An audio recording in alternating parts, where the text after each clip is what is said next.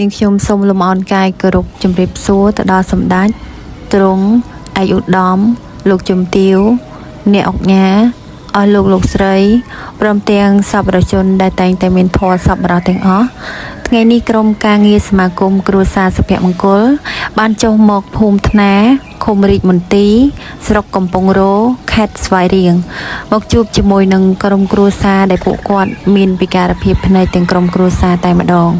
ទី1គឺប្អូនប្រុសឈិនសុជាតិអាយុ13ឆ្នាំពិការផ្នែកមើលឃើញតិចហើយបច្ចុប្បន្នបានចូលរៀននៅអនុវិទ្យាល័យជ័យជំនះថ្នាក់ទី7ហើយសមាគមបានផ្ដល់កែវពង្រីកមួយគ្រឿងជូនគាត់ដើម្បីផ្ដល់ភាពងាយស្រួលក្នុងការសិក្សាទី2គឺប្អូនស្រីឈិនផានីអាយុ15ឆ្នាំពិការភ្នែកងងឹតឈឹងបច្ចុប្បន្នគាត់នៅផ្ទះអត់ទាន់បានចូលសិក្សាទេទី3គឺបងស្រីម៉ៅសូនីដែលត្រូវជាម្ដាយមានអាយុ42ឆ្នាំបច្ចុប្បន្នគឺគាត់នៅផ្ទះហើយពិការភ្នែកមើលឃើញបានតិចតួចហើយដើម្បីដោះស្រាយជីវភាពប្រចាំថ្ងៃសម្រាប់ពួកគាត់សមាគមគ្រួសារសុភមង្គលបាននាំយកនៅអំណោយដែលមានដូចជាអង្ករមីនិងថវិកាបន្តិចបន្តួចដើម្បីសម្រាលការរស់នៅរបស់ពួកគាត់បានមួយគ្រាហើយនៅពេលឆាប់ខាងមុខនេះសមាគមគ្រួសារសុភមង្គលនឹងទទួលប្អូនប្រុសឈិនសុជាតិនិងប្អូនស្រីឈិនផានី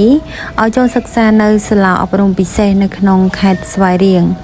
សូមសប្បុរសជនទាំងអស់មេត្តាជួយឧបត្ថម្ភក្នុងការកសាងសាលារៀននេះឲ្យទទួលបានជោគជ័យនាពេលឆាប់ខាងមុខនេះ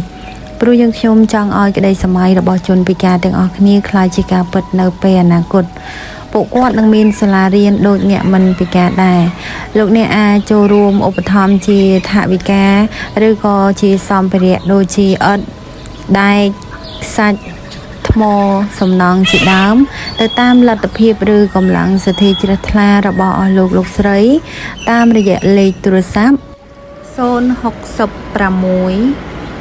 78 Telegram 086 78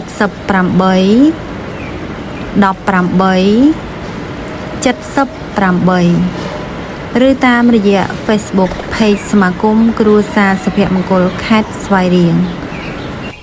សូមអរគុណ